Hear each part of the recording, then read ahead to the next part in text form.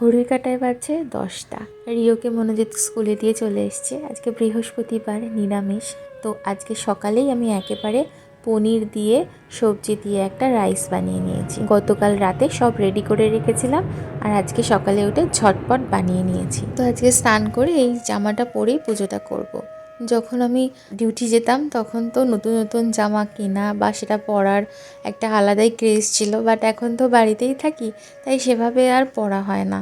তাই ভাবলাম যে পুজো দেবো, তাই এই জামাটা পরি।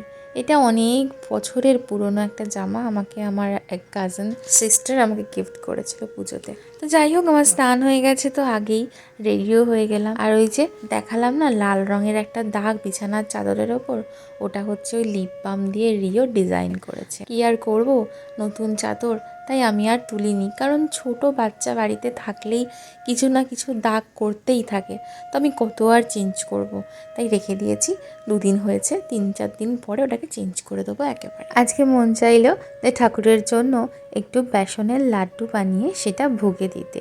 ইউজুয়ালি তো আর হয় না, বাট হাতে যখন একটু সময় আছে আর ইচ্ছাও করেছে, আসলে ঠাকুর চেয়েছে, তাই জন্যই সব কিছু হয়ে গেছে একদম টাইমে টাইমে। জানো তো, আমাদের ফ্ল্যাটের ঠিক গেটের উল্টো দিকেই একটা নতুন ফুলের দোকান খুলেছে, আর এটা খোলাতে না ভীষণ সুবিধা হয়। মনোজিৎ যখন রিওকে স্কুলে দিতে যায়, ফেরার পথেই একদম সকালবেলাতেই ফুল নিয়ে চলে আসে। আর আমারও পুজো করতে কোনো অসুবিধা হয় না, কারণ এখন বাড়িতে সেরকমভাবে কোনো ফুলের গাছে ফুল হয়নি। গাছ তো এসেছে, বড়ও হচ্ছে, তার যত্নও চলছে, তাই জন্য মনোজিৎ এখন সকাল সকাল উঠে পড়ে আগেই গাছগুলোকে একটু যত্ন করার জন্য। আমার এখানে পুজো কিন্তু সারা হয়ে গেছে।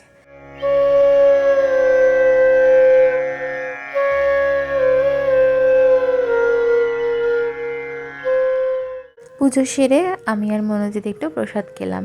লাড্ডুটা খুব ভালো হয়েছিল, মনোজিৎ বলল।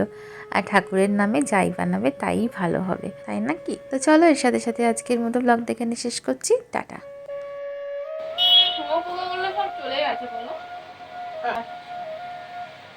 দুবার অত জোরে বৃষ্টি পেলে থাকে।